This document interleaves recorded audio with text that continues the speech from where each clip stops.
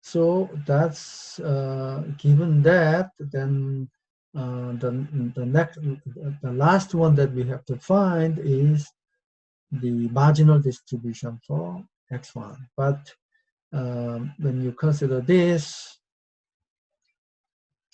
you notice that this probability is uniform as well.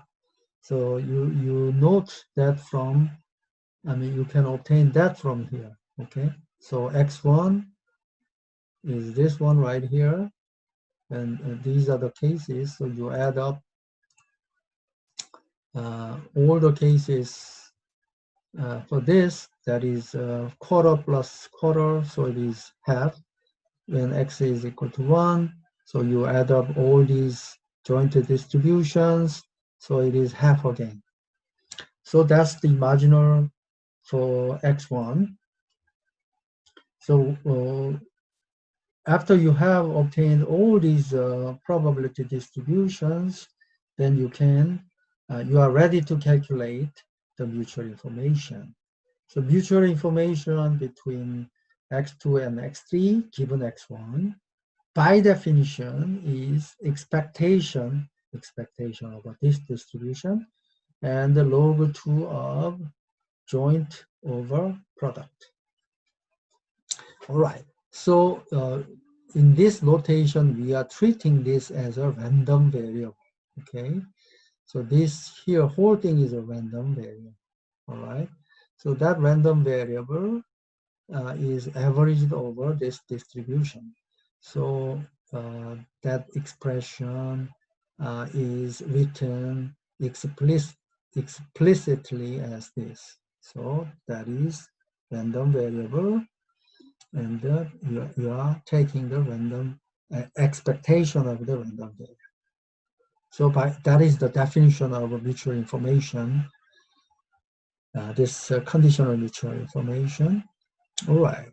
Now I bring this into this form by conditioning upon x1. So I compensate for that conditioning right here. So that is the same as these two summations notations. I mean decomposition into two parts, and this part stays the same. Okay, and we notice that this latter part is nothing but relative entropy between the joint conditional and product conditional. Okay, so in our notation, that is this. Okay, so having said that, this is nothing but if I distribute this notation for the case of x1 is equal to 0 and x1 is equal to 1, that one is nothing but these two terms.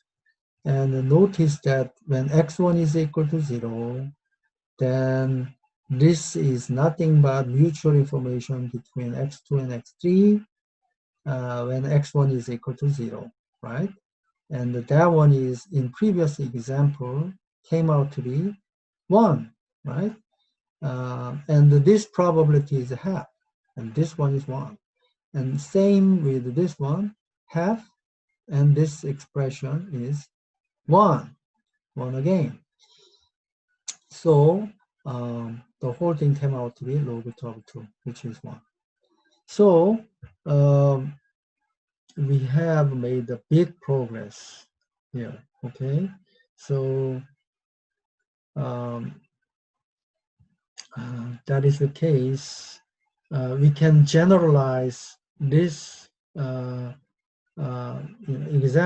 this case to the length 4 sequences, and we can decompose this expression into two parts where you have x1, x2 to be even, right, and odd, right, both cases. But when you consider that each one of them is the same, Okay, the mutual information is the same. So how do you do that? Basically, you can utilize this example right here and generalize it. So when you have an even number of ones here, then between these two guys, that is nothing but getting the even number of ones. Those cases where even number of ones between x3 and x4, that is non-zero probability.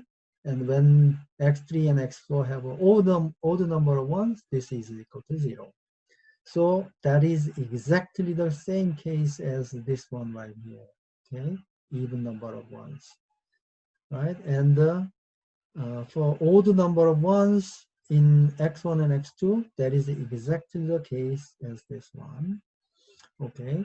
Then I need to have odd number of ones here, which have non-zero probability. But when I consider the mutual information, it is exactly 1 again. So applying that to these results, I can bring this outside of the summation because they are the same for each sequence. And I can do the same here and bring it outside. And then when I consider this part, that is nothing but the summation of even number of ones here. And that part, this summation is equal to half. And this summation is equal to half. And then I have this mutual information same as this mutual information, which are both ones, okay? And that I have two same terms, so I multiply with 2 and the probability of half, and then one of these event, one of these mutual information, because they are the same in the even part and odd part. So I have this. So 2 times half times mutual information. And this mutual information is 1. Okay, so that is, I mean 1 right here. Okay, this part. So the whole thing is 1. And we can generalize it to this as well for all n. So what matters in evaluating mutual information in this form is basically given the past n-2 random variables, right? All that matter is how many number of ones between these two. If this is there are odd number of ones in n-2 random variables, then this is also even number of ones. Okay, and that is our calculation done right here, right? Same thing. And when this part is odd, then that is the calculation that we have done right here. Okay, so each one has the same probability, and each one is probability of half. And since I have 2 of such terms, I multiply it with 2, so whole thing is 1. So it can be generalized that this expression is 1 for all n.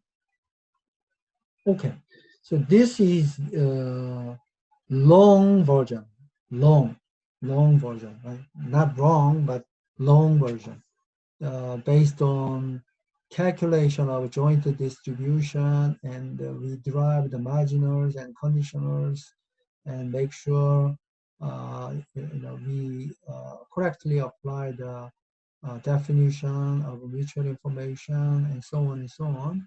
And here is more intuitive, short version, okay? So once we have understand the detailed procedure, we may want to advance ourselves to use this intuitive version. Okay, so intuitive version goes like this.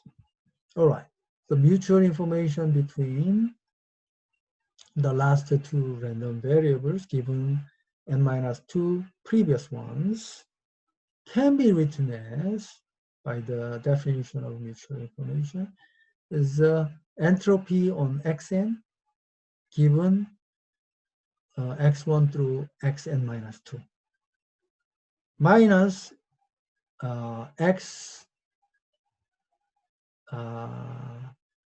n given x1 through xn minus 1 in this case. Okay, so that is by definition of mutual information.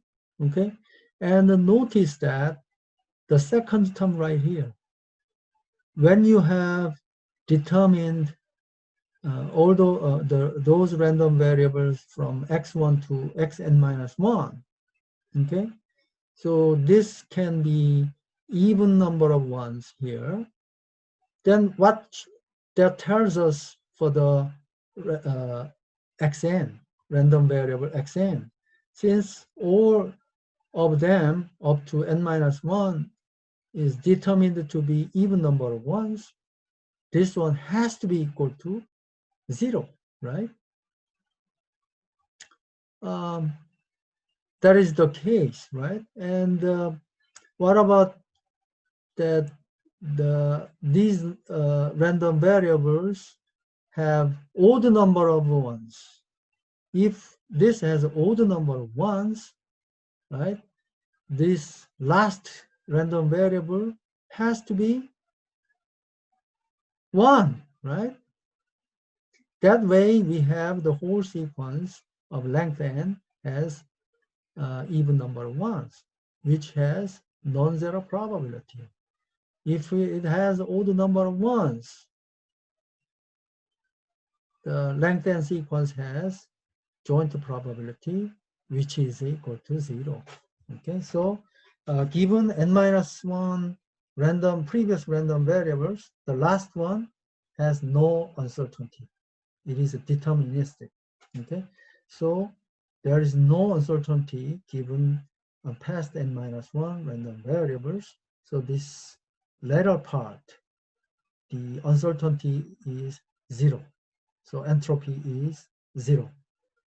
So the second part is 0. So all we have to consider is this first part. But this first part, given n minus 2,